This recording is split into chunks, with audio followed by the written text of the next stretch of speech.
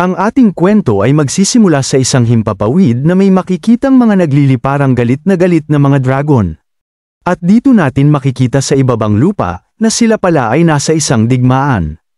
At makikita natin dito na sinisimulan ng patunugin ang isang makalumang trumpeta, habang pinamumunuan ng isang magandang babaeng kulay dilaw ang buhok na may suot na mamahaling nagniningningang baluti na parang isang pinuno na nangunguna sa isang digmaan.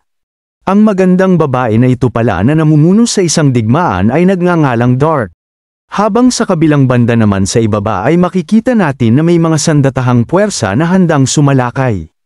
At sa kabilang panig naman, makikita natin ang ibang grupo ng mga mandirigma at salamangkero na nagsasabing, tiyak na babalik ako pagkatapos makumpleto ang misyon na ito, habang porsigidong wakasan ang kasamaan ng mga naglalakihang halimaw. Makikita naman natin dito ang isang archer na balak kumuha ng isang palaso upang harapin ang higanteng halimaw na nasa kanyang harapan na galit at gusto siyang patayin. Habang ang isang mandirigma naman dito ay pinatay ang isang goblin gamit ang kanyang espada. Ang isang mandirigma naman na ito na hawak-hawak ang kanyang espada ay naghahandang sabayan ng atake ng isang higanteng goblin na nasa kanyang harapan. At ayun na nga, nakipagsabayan na ng atake ang mandirigmang ito sa isang higanteng goblin habang binibigay ang kanyang buong lakas na nakangiti mapatay lamang ang halimaw na ito. At nag-iwan ng katagang, ang oras ay dumating na. Sa isang banda naman, may nag-iisang lalaking hawak-hawak ang kanyang cellphone habang sinabing, natapos na rin sa wakas. At ito pala ang ating bida na si Kim Junwoo. Mangkahi ng ating bida, na ang taon na ito ngayon ay nasa 23 taon na. At ang teknolohiya at kalidad ng mga laro sa taon na ito ay mabilis nang umuunlad. Tayo ay pumapasok na sa isang makabagong panahon, na kung saan ang virtual reality games ay sobrang angat na sa atin. Ngunit, ito ang aking paboritong laro, Over the Fantasy, na kung tawagin ay OTF, isa ito sa aking mga halimbawa. Gayunpaman, hindi ito kasing sikat ng iba pang mga laro na lumabas kasama nito. Isinasaad ng ating bida, sinasabi ng iba na ang sistema sa larong ito ay sobrang makatotohanan. Kaya naman ginagawa nilang mataas ang kahirapan sa larong ito. Gayun din, hindi tulad ng ibang mga laro na nagbibigay daan sa atin na pwedeng magwaldas ng pera sa P2W system para lumakas. Ang kabayaran lamang ng OTF simula noong binili mo ito at wala kang mga microtransactions o perang pinapasok sa loob, ay hindi ka lalakas kung wala kang kakayahan para maglaan ng pera sa laro. Natagpuan ko yung salitang mahina, dito ay ma-appeal, at ako ay nakaalis sa pagiging mahina sa larong ito dahil umabot sa punto na hindi na ako umuusad sa paglalaro nito. Sa kabilang banda naman, makikita natin ang ating bida na nakalupaypay habang sinasabi, nabuti na lang at natapos na yung trabaho ko, dahil muntik na akong mamamatay sa kakaante. Ngayong araw pa naman ilalabas yung first major update ng OTF game na paborito ko pagkalipas ng 3 taon. Makikita natin dito na sobrang nag-ayos talaga ng kasuotan ng ating bida at aniya niya, na bago ang lahat, kailangan ko na munang maghanda. At pinindot na niya ang isang bagay at naglabas na ng mga system na kulay asol. Sinabi ng system ang pangalan ng ating bida na, User Kim Junwoo, Iris Recognition Complete. At makikita natin dito, na tinanggap ang kanyang pag-access sa system at inaprubahan ito.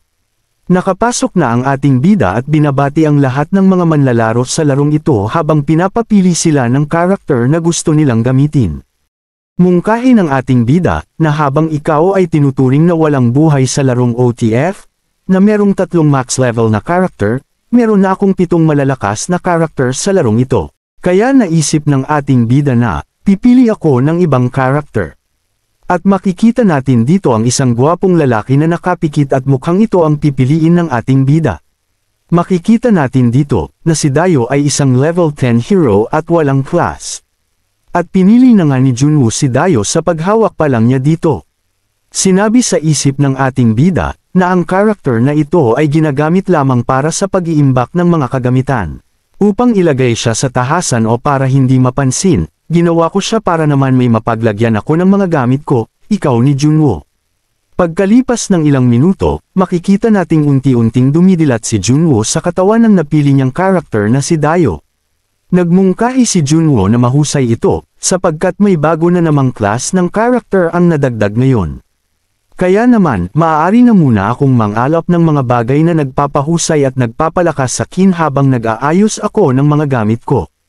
Nagulat bigla si Junwo sa dami ng mga gamit ang nakita niya at napasabi ng tae, sapagkat ito ay tulad ng pag-uuri sa isang malaking aktwal na silid ng imbakan. Ang character na ito ay may daan-daang mga kagamitan. Kaya naman napasabi na lang sa isip si Junwo na, mukhang magtatagal ako dito. Makikita natin dito na talagang pinagpawisan at napagod si Junwo sa kanyang ginawa. Sa kabilang banda, makikita naman natin dito ang isang matandang lalaki na warehouse keeper na nagngangalang Tony. Mungkahi ni Junwo na ang natitira na lamang ngayon dito ay ang bodega sa bayan ng Avera. Nasabi ni Junwo sa kanyang isip na ang mga bagay ay mas gamulo kaysa sa inaasahan ko, kaya mukhang aabutin ako dito ng Pasko bago matapos. Kaya habang napapailing, nagmungkahi si Junwo kay Tony na buksan ang subspace. Tumugon naman ang matandang si Tony, na matagal din tayong hindi nagkita, dayo. Habang humihingi ng maliit na barya na bayad sa pagbukas, na nagkakahalaga ng isang silver coin. Kaya naman bigla na lang napatulala si Junwo sa pag-iisip, na nakaayos na ang lahat dito sa OTF, kaya lahat ng mga bagay o dapat bayaran ay tumaas na. Kaya ang mga tao dito ay ginagawa lamang na level 10 ang mga storage characters. Biglang napatingala si Junwo at napasabing, nandito pala ito. Habang pinapasok ni Junwo ang isa niyang kamay, may kulay asul na box ang kanyang nahawakan. At nagsabi ng, dapat kong hawakan at ilagay ito sa aking inventory habang wala pa akong nakikitang ibang character. Habang hawak-hawak ni Junwo ang kutsilyo, makikita natin na tinatawag na Laika ng kutsilyong ito. Makikita natin si Junwo na nakatayo. Namimili pa rin si Junwo ng mga ilang kagamitan sa matandang si Tony at biglang napasabi na, bakit nandito pa yung gantong klase ng gamit? Dapat sa gamit na ito ay tinatapon na. Nagulat si Junwo nang biglang may lumitaw sa kanyang ulo at nag-anunsyo na, magkakaroon ng inspection sa server sa loob ng 15 minuto. Muling nagulat si Junwo dahil sinasabing kailangang pumunta ng mga adventurer sa ligtas na lugar at mag-log out. Kaya naman sinigaw ni Junwo na, halos 5 oras na akong naglalaro nito para lang maayos lahat ng kagamitan ko sabay papaalisin lang ako. Napasabi na lang si Junwo na ayos lang ito. Alam ko namang kusa akong aalis dito sa oras na matapos ang 15 minuto. Sinabi ni Junwo sa kanyang isip na ang angkop na level sa bayan ng Avera ay 100. Kaya kahit level 10 lang ako, baka okay lang kahit hindi ako pumunta sa ligtas na lugar o safe zone. Kaya dapat kong bilisan ang pag-aayos ng mga kagamitan ko sa aking inventory. Habang nag-aayos si Junwo, makikitang muling lumabas ang anunsyo na matatapos na ang update sa loob ng 5 minuto. Kaya naman lahat ng adventurers ay pinapapunta sa lugar na letrang A. Access denied na ang makikita natin dito sa isang parte ng system kung saan sinasabing, system error. You can no longer send messages. Sa kabilang banda, makikita natin na napasabi si Junwo sa kanyang isip na mahusay ito, at sa pamamagitan nito, nalinis ko na ang lahat. Kaya naman, napaunat na lang ng buto si Junwo sa tagal niyang nag-aayos ng mga gamit. Halos magtunugan ang mga buti ni Junwo sa kamay habang nag-uunat dahil sa tagal niyang nag-ayos. Sa kabilang banda, biglang nagulat si Junwo sa hindi malamang dahilan. Makikita ang itsura niyang gulat na parang nakatapak ng tae sa harap ng matandang si Tony. Bigla siyang napalingon habang may gulat pa rin na ekspresyon. Inisip ni Junwo, bakit hindi ako nag-disconnected? Gulat pa rin si Junwo habang sinasabi sa kanyang isip na, bigla bang itinigil ang inspection? Bakit hindi na lumalabas yung anunsyo? Hindi naman nangyayari ito. Kaya makikita natin dito na susubukan ni Junwo na mag-log out sa laro habang binibigkas ng malakas ang system. Nagulat si Junwo dahil yung logout button ay nandito lang at hindi niya mahanap kung nasaan na ito. Naghahanap pa rin si Junwo sa asul na system kung nasaan ang logout button na may pagtataka sa mukha. Muling nagulat si Junwo dahil yung kanyang sensasyon ay parang mas naging totoo. Kaya napapasabi na lang siya na, totoo bang kaya nilang gumawa ng gantong makatutuhanang laro? Tinitingnan ni Junwo ang kanyang mga kamay at napapasabing parang may kakaiba. Bigla na lang niyang naisip yung Dimensional Fissure. At tumatakbo na nga si Junwo papunta sa Dimensional Fissure dahil doon ka lamang pwedeng makakita ng ibang mga players sa laro. Kaya sinabi niya sa kanyang isip na kailangan niyang makakita ng ibang player sa larong ito doon. Makikita nating nakarating na si Junwoo sa lugar ng Dimensional Fissure ngunit wala nang nakatayo doon. Muling nagtataka si Junwoo dahil alam niyang nandito lang yun ngunit wala na siyang makita kahit ano. Biglang nagulat si Junwoo dahil may bumangga sa kanyang isang batang lalaki. Humingi ng patawad ang batang lalaki kay Junwoo at tinawag siyang mister.